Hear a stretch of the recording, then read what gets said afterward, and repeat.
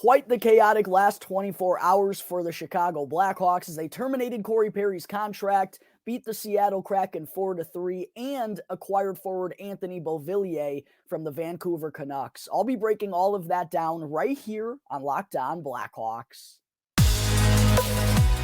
You're Locked On Blackhawks, your daily podcast on the Chicago Blackhawks. Part of the Locked On Podcast Network, your team every day.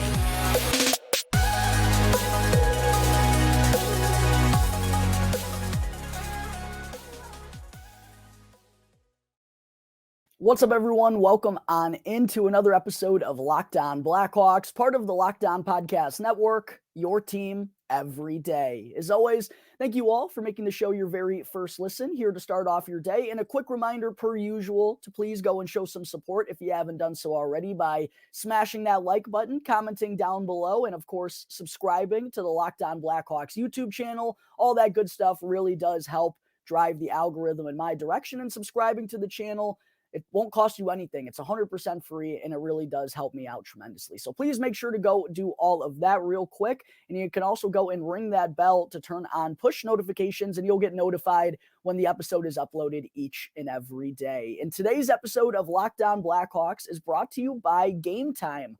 Go and download the Game Time app right now and use the promo code LOCKEDONNHL in all caps to get $20 off to sporting events, concerts, or theater events near you. All right, good afternoon, everyone. As always, thank you all for joining me on another episode of Locked On Blackhawks, your one-stop shop for all things Chicago Blackhawks. Just an absolutely chaotic day yesterday involving Chicago Blackhawks news. Obviously, kicked off in the morning by Patrick Kane signing a deal with the longtime rival Detroit Red Wings. I actually already gave my kind of initial reaction to that matter on yesterday's episode, so make sure to go and check that out if you're wanting to hear more about Patrick Kane reuniting with Alex DeBrincat in Detroit. I'll be talking more about this matter probably on an episode either tomorrow or later on in the week on Friday or Saturday. But right now, there's just simply too much stuff going on that I need to address on today's show, and none more significant than Corey Perry getting placed on unconditional waivers by the Blackhawks yesterday so that they could terminate his contract. And they finally released a little bit of information as to why they ultimately came to this decision. And after all, we all were kind of left in the dark here, not really knowing anything other than Corey Perry still wasn't with the Blackhawks, wasn't playing, wasn't traveling with them, wasn't around the team whatsoever. And then we also got some kind of conflicting statements made by Perry's agent and the Blackhawks organization. But the Hawks apparently held an internal investigation over this matter and found that Perry engaged in conduct that is unacceptable and also violated both his standard player contract and the Blackhawks policies that have been implemented to promote a safe and healthy work environment. Now, that obviously doesn't give us the full picture. We don't know exactly what went down, but it sure does kind of give us confirmation that something pretty messed up happened with Corey Perry. However, I do want to make this point very well known. It is not the rumor that was spreading like wildfire over the last day and a half. And it's actually pretty crazy how fast and how big that spread. I mean, I couldn't believe how many texts I got yesterday of people asking me, did Corey Perry do this? I'm like, no, but it's not their fault. I mean, it just kind of shows you the magnitude of the beast that is Twitter and Elon getting rid of the check marks. Anyone can be an insider. I mean, it really is a shame. That's a conversation for a different day, though. But Kyle Davidson, after the Blackhawks released this statement, he held a presser just a couple of hours later. And the first thing he said, made sure to emphasize, was that the Perry situation does not involve any players or their families, and called the rumors out there, frankly, disgusting, which, you know, they are. And I really hope, I know Connor Bedard doesn't have a Twitter and he's not someone who's on the internet all that much, but I really hope he didn't see the things that were being spread out there over the last couple of days. It was pretty unfortunate that that's what happened, and that's the world that we live in now, but it's the nature of the beast. But yeah, Davidson's presser, you could just tell that he was really shaken up. I mean, his eyes were red. He was kind of just giving like you could tell that he was just holding back tears. He was moving his mouth in weird ways, and he just looked absolutely exhausted and defeated up there. And I'm sure part of that is because of the rumors that have been put out there, which, to be fair, the Blackhawks didn't exactly help in that matter, not aiding in all of the speculation by holding back and not giving all of these details. And I do believe Kyle Davidson is aware of that and is feeling and is hurting because of that. But at the same point in time, I really don't know what else he was supposed to do. And I get people want all of the details and they are upset because we didn't get any clarity from the Blackhawks on this matter. And people are saying this is the same old Blackhawks sweeping this under the rug, but that couldn't be further from the case. The Blackhawks went about this the right way. And I'm sure there are reasons why they can't get into it right now. They need to hide identities and make sure everyone's protected and everything that goes involved in situations like this. But don't get it twisted. The front office went about this the right way. And immediately when they learned of the incident before the game last Wednesday, against the Columbus Blue Jackets, they pulled Perry from the game immediately, went on to hold that independent investigate and internal review themselves. And then ultimately when they found out what Corey Perry did, when they got confirmation and were fully aware of what happened, then they went out and terminated his contract and placed him on unconditional waivers. They cut ties with him immediately. And one thing I feel like I've kind of turned into a broken record about is reiterating that this is not the same group in charge of the Blackhawks right now that was in charge during the Kyle Beach scandal and the 10 years after that before the news got released. This is a whole new group. The people that were in charge then are no longer in charge now. And Jamie Faulkner, Danny Wirtz, Kyle Davidson, they knew what they were getting into when they took these jobs with the organization. And over the last 2 years, yes, they've done a lot of good things and they've made a lot of progress, involvement in the community, making sure this is an open and an accepting workplace. But this was really that, as unfortunate of a situation as it is, really a first opportunity for them to show that what they've done over the last couple of years isn't just a PR stunt. It's actually stuff that they have been implementing in case something like this happens to make sure that the organization goes about this the right way and handles it properly so that nothing like what happened to Kyle Beach ever happens again. But yeah, we still don't really know all of the details, but I do think as tough of a matter as it is, and yes, I know the Blackhawks didn't help in speculating, I do think there's good reason for that. And I really believe that Kyle Davidson in the front office handled this about as well as they could. And this is matters like this, again, as unfortunate as the situation is with Perry, matters like this, I feel, are how they can reestablish trust in the organization to both Blackhawks fans and hockey fans all around the world. I get that trust has been broken, but I really do feel the Blackhawks handled this properly. And I do also believe we need to restore judgment until we know all of the final details about this matter, which again, we don't know. But the latest information that we got came from Emily Kaplan of ESPN last night, saying a source told her that Perry did travel with the team to Columbus a day before the game, which was last Wednesday. So the Blackhawks traveled to Columbus on Tuesday, and apparently an incident happened with a team employee. So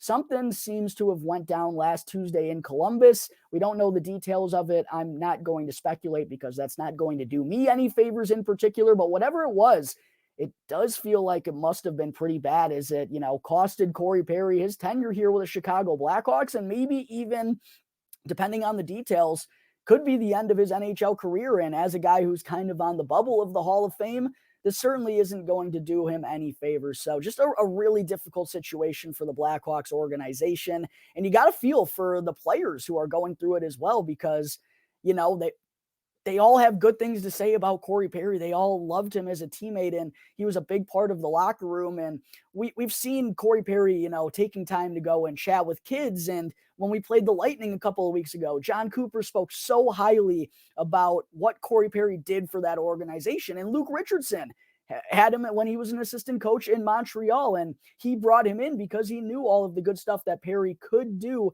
And it puts them in a weird spot, like that human element where they've gotten close to this guy over the last couple of months. They know he's a special part, but at the same point in time, I thought Nick Foligno hit the nail on the head during his post-game interview. He's kind of turned into the captain, if you will, for the Blackhawks without actually wearing the C on his sweater. But he said, it's a tough situation because we all have close and personal relationships with Perry, but there is a standard that we have to set here and that we have to be held to. And apparently that's not what Corey Perry was doing, and it ultimately ended up costing him his job. So just a very weird circumstance. Got to feel for Kyle Davidson. Got to feel for the players who are involved, but really something messed up seemed to have happened here. We don't have all of the details as of yet, but Corey Perry's tenure with the Blackhawks, we do know, is officially over, and maybe his time in the NHL is over as well. All right, folks, coming up in just a moment here, I will get into the game that the Blackhawks had last night. Kind of felt like an afterthought, but they did go on to beat the Seattle Kraken by a score of 4-3, and they also acquired forward Anthony Beauvillier from the Vancouver Canucks in the process. But before I get to that, I got to talk to you all about Game Time. You shouldn't have to stress or worry when you're buying tickets to your next big event, and Game Time is the fast and easy way to buy tickets to all the sports, music, comedy, and theater events near you. And I personally have used Game Time for probably close to a decade now. When I was back in high school wanting to go watch Patrick Kane and Jonathan Taves do work for the Chicago Blackhawks in their glory days, I always used Game Time. And even when I travel to different cities and I want to go and catch a baseball game or a concert or something along those lines, I have always used Game Time because it's so fast, it's so easy. Cheap tickets are always available. And I also love how they send you pictures of your seats from the venue so you know exactly what you're getting when you arrive. I highly recommend that you all go and download the Game Time app right now. And when you do, if you go and create an account, you can use the promo code LOCKEDONNHL in all caps, excuse me, to get $20 off with your first purchase. Again, you have an opportunity to get $20 off to come and see Connor Bedard play at the United Center this season. All you have to do is simply download the Game Time app, go and create an account, and use the promo code LOCKEDONNHL in all caps. Last minute tickets, lowest price, guaranteed. Game Time. All right, segment 2. Amidst all the chaos that ensued yesterday, the Blackhawks also wrapped up their 3-game homestand last night with a meeting against the Seattle Kraken. As I mentioned, it almost felt like a little bit of an afterthought with everything that went down in the morning and in the afternoon, but I'm certainly glad that it did happen, as the Blackhawks won for the second time in their last 3 outings with a pretty solid performance all in all. And for those of you who listened to my preview episode that came out yesterday, quick shameless plug from your boy, my first key to victory for the Blackhawks was to get off to a good start, not only because they had given up the first goal in 5 games in a row entering this one, but also it just felt like they were so flat right out of the gate that they were allowing the opponent to score easy goals right off the get-go, and that just put them in an early deficit. And that's just simply not a recipe for success for this Blackhawks team. So I thought it was very paramount to just not give the Seattle Kraken anything easy right off the bat in the first period. And the Blackhawks really took it to them in the early going, taking an early 2-0 lead. Scoring got kicked off by Boris Kachuk to stay hot, baby, with the second goal in as many games, jumping on a rebound from a Seth Jones shot. And Seth, by the way, I thought his willingness and determination to shoot the puck was so prevalent last night. It's been such a plaguing issue for this Blackhawks team. They just seem so reluctant to put the biscuit on net. But Seth Jones, you could tell he was trying to get it on goal every time he had the puck on his stick. This one led to a goal for the Blackhawks with Boris Kachuk hopping on the rebound. And then not too long after, Jason Dickinson, baby, Mr. Matinee, certified goal scorer, Jason Dickinson just keeps on doing his thing. His 7th goal of the season and 5th in the last 4 games. And he's now already just 2 goals shy of his career high in only 20 games of action for the Blackhawks this season. And I knew Dickinson was feeling himself when he wound up for that one-timer clap bomb at the top of the blue line and absolutely housed it. I mean, Jason Dickinson is feeling himself right now, baby, and I'm absolutely here for it. It has been a spectacular month of November for him. So he stayed hot to add to the Blackhawks lead, put them up 2-0. Kind of the only down spot in this game, in my opinion, for the Blackhawks was when they allowed the Kraken to get right back into the game with a couple of goals late in that first period. One of them coming shorthanded from Alexander Wenberg, which, if you've been watching the Blackhawks each and every night this year, you know that they seemingly give up a shorthanded breakaway or a shorthanded 2-on-1 like literally each and every night. It's getting so frustrating at this point. And Kevin Korchinski was actually the one who turned the puck over on that play and also turned the puck over on Matty Beniers' goal to get the Kraken on the board. And that led to him being taken off the top power play unit and getting his ice time slashed a little bit by Luke Richardson. But those things are going to happen to a young 19-year-old who's still a little bit undersized for his height in this league. Those hiccups are just going to happen. But what he really needs to focus on is just not making the same mistake twice, just not compounding errors and learning from his mistakes. At least they're going to give him ice time. They're going to allow him to make mistakes as long as he's showing progress. And he kind of made the same one twice last night. So that's why I believe Luke Richardson had to send a little bit of a message to him, but not going to be anything that's going to hinder him long time. It's just a little bit of a reminder. Hey, you can't do these things in the NHL and just expect to be handed ice time. That's not how it works. So I did think that was a smart move by Luke Richardson, but I really like to see the Blackhawks resolve and resiliency after giving up 2 goals late in the first period to the Kraken. They came right out of the second, kind of like they did out of the gate in the first period to regain their 2-goal lead. The first goal came from, why am I forgetting? Wasn't Jason Dickinson. Man, this is actually Tyler Johnson. I talk about so much. It was a long day yesterday, Blackhawks fans. Cut me a little bit of slack on that one, but it was actually a beauty from Tyler Johnson.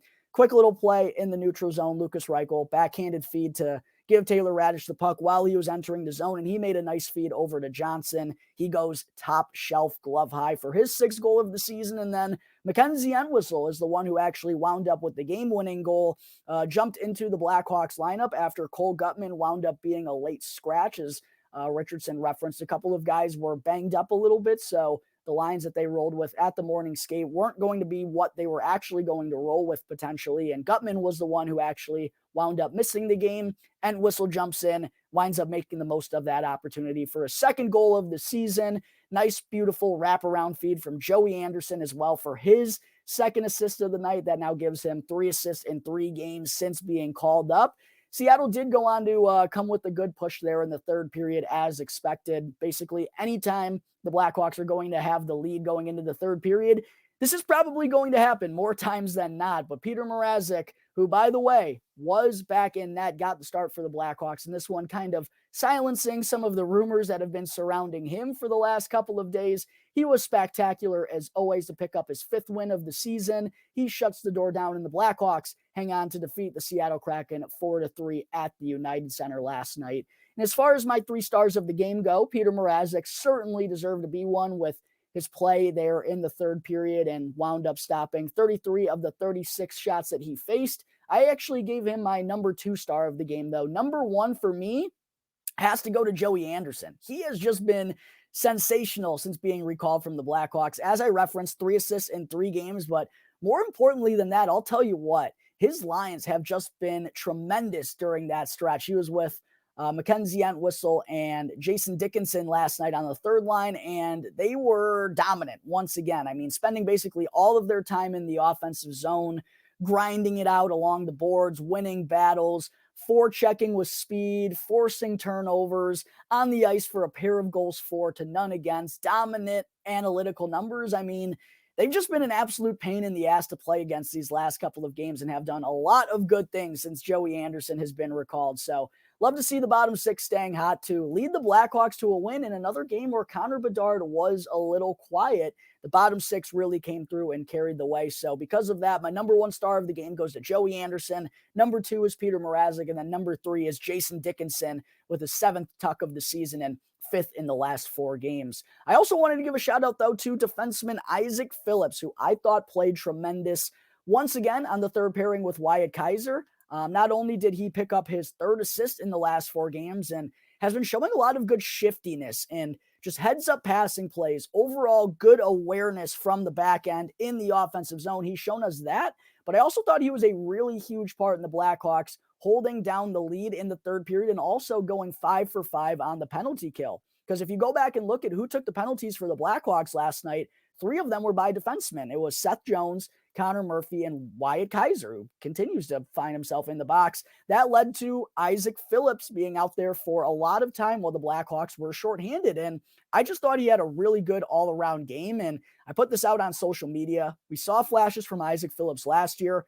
We're seeing flashes from him again this year. And I know Jared Sonordi has been skating here recently and doesn't look like he's that far removed from returning from his oblique injury, but I just don't see how you could send this guy back to Rockford with the way that he's been playing in terms of his all-around game. He's been showing progress like each and every night, and he's been getting a little bit more comfortable, and I just don't think he has anything left to prove down in Rockford. I think he really just needs NHL action the rest of the way. And if that means sending Wyatt Kaiser down to Rockford, I think so be it. Like, to me, I just think Isaac Phillips is a little more ripened for the NHL game right now because he has spent the last couple of years marinating a little bit down in Rockford, whereas Wyatt Kaiser, he's kind of fresh out of college still. I mean, he's got 26, 27 NHL games under his belt now. I just think a little bit of seasoning down in Rockford would not be the worst thing for him, and that's kind of the method that the Blackhawks have gone with most of their defensemen, like Alex Vlasic. Yeah, that worked out pretty good from him. Isaac Phillips, I know it's a small sample size, but he looks like he's an NHL caliber defenseman now because of what he's done in Rockford these last couple of years. I just think that wouldn't hurt Wyatt Kaiser at this point in time, but it's going to be a really interesting decision one way or another whenever Jared Tonorti is able to return. Quite honestly, I think just the simple solution is cutting Nikita Zaitsev and keeping Jared Tonorti as a seventh defenseman, but for whatever reason, the Blackhawks haven't done that yet, so I don't expect them to do that anytime soon, but there is going to be an interesting decision on their hands what to do with that extra defenseman whenever Jared Tonorti is able to come back. All right, folks, coming up in just a moment, the chaos didn't stop yesterday as before puck drop, the Blackhawks acquired Anthony Beauvillier from the Vancouver Canucks. I'll break down the details of that trade in just a moment, but first, I got to talk to you all about eBay Motors. Passion, drive, and patience is what brings home the winning trophy, and it's also what helps keep your ride or die alive. And eBay Motors has everything that you need to maintain your vehicle and to also level it up to peak performance, from superchargers, roof racks, exhaust kits, LED headlights, and more. Whether you're into speed, power, or style, eBay Motors has got you covered. And with over 122 million parts to choose from, you'll always find exactly what you're looking for. And plus, with eBay Guaranteed Fit, your part is guaranteed to fit your ride every time, or else you'll get your money back. So keep your ride or die alive at ebaymotors.com. With all the parts that you need at the prices you want, it's easy to turn your car into the MVP and to bring home that win. Again, that's ebaymotors.com. Back here on the Locked On Blackhawks podcast, part of the Locked On Podcast Network, your team every day. Once again, if you're still tuned into this point of today's episode, let me just say thank you very much. I really do appreciate all of your support. And if you haven't done so already, please help me out by hitting that like button, commenting down below, and subscribing to the Locked On Blackhawks YouTube channel. And make sure to go and follow Locked On Blackhawks on Instagram as well, because something pretty important that I've hinted at on the last couple of episodes is going down on the Instagram account later on today. This is the final opportunity that you'll get to go and check that out. So again, make sure to go and follow Locked On Blackhawks on Instagram as well. All right, segment 3. Before I wrap things up and let you all go enjoy the rest of your days, I, of course, have to break down the trade that went down involving the Chicago Blackhawks yesterday. And now that they know that they are going to be without forward Taylor Hall for the rest of the season due to ACL surgery, and Corey Perry's contract has obviously been terminated, two of the most impactful forwards in their lineup are now no longer going to be playing for this team the rest of the year. And quite honestly, with that being the case, they needed to go out there and get some help. And that's what general manager Kyle Davidson exactly did by acquiring a guy that I've actually talked about a lot here on this show, and someone I thought the Blackhawks possibly could have pursued in the offseason due to his team's salary cap issues. And that's forward Anthony Beauvillier from the Vancouver Canucks. And if you're familiar with Beauvillier, you probably remember him mostly from his time with the New York Islanders, where he was the 28th overall selection in the 2015 NHL draft. And as a 20-year-old in just his second season, potted 20 goals for the Isles, but really never hit that peak level during his time on Long Island. So he ultimately ended up getting traded this past year back at last year's trade deadline to the Vancouver Canucks as part of the return that sent Bo Horvat out to the New York Islanders. And Beauvillier actually got off to a pretty good start to his Canucks tenure with 20 points in 33 games, 9 goals and 11 assists down the stretch for Vancouver last season. But this year, the Canucks got off to a really hot start, but Beauvillier had mostly been used as a fourth liner, which kind of just isn't the right situation. So it seems for him to be in, kind of has just been an outsider in terms of like their offensive success that they've been having with Vancouver. That's been led by, Elias Pettersson, Brock Besser, JT Miller, Quinn Hughes, all of those guys. And it just kind of felt like he wasn't really fitting in with what they were doing. So with 8 points, 2 goals, and 6 assists in 22 games this season, the Canucks ultimately ended up sending him to the Blackhawks. He's now on his way to sweet home Chicago, a change of scenery for the 26-year-old winger, 5'11", 180 pounds for those curious. Got some good speed to his game, a decent skill, but I'm really interested to see how the Blackhawks are going to utilize him. I mean, obviously they need help up and down the lineup, but feels like he could be a second-line guy potentially, maybe a third-line guy, or maybe he gets an opportunity with Connor Bedard. Who knows? It feels like there are so many spots in the Blackhawks lineup for people right now. He could wind up being everywhere, but one of the main reasons, not only because there is some offensive intrigue and Beauvillier is still only 26 years old, maybe a change of scenery would do him well. That was part of it, but the main reason why I thought the Blackhawks were going to go out and get him is because the Vancouver Canucks have been in salary cap hell for a little bit here now, and Beauvillier still has $4.15 million on his deal with 1 year left. And shedding that $4.15 million could give the Vancouver Canucks a lot of opportunity elsewhere. And I knew that they'd be wanting to shed that money, given that he's just simply not worth that price tag, especially given that he was off to a slow start this season.